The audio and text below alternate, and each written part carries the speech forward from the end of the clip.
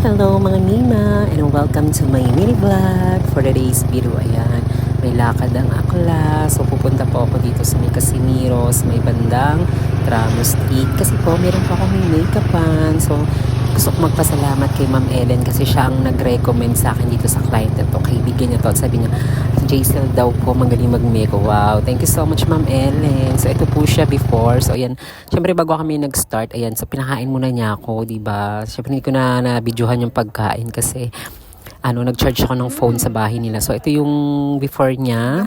Ayan, magninang siya sa kasal. So sa Alabang pa yon. And marami kami na pag-usapan, diba? Hindi ko sure kung first time niya magpa-makeup. So ito po yung after niya na. Tapos ko na siyang makeupan, o diba? So very simple lang po yung makeup kasi day yung kasal and ninang lang naman siya. So hindi niya pwedeng talunin yung ikakasal. So pagkatapos ko po siyang ayusan, yung anak naman niya, inayusan ko ng hair. So doon ko nakausap yung anak niya na nagbabalibol pala. So friend niya sila Kalila. Tapos tinanong niya kung kilala ko. Kasi kilala ko naman. Tapos nasabi rin nga niya na yung mama niya first time niya magpa-makeup kasi siya lang daw nagbe-makeup sa sarili niya. So ito na po yun. Nung tapos na ako mag-ayusahin, di ba?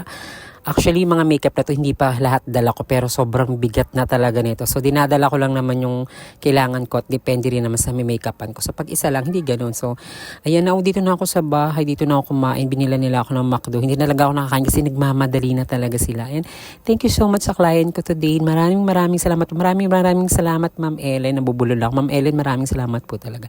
Thank you so much po and see you po sa aking mga next video. Kain muna ako, gutom na gutom talaga ako. Bye-bye!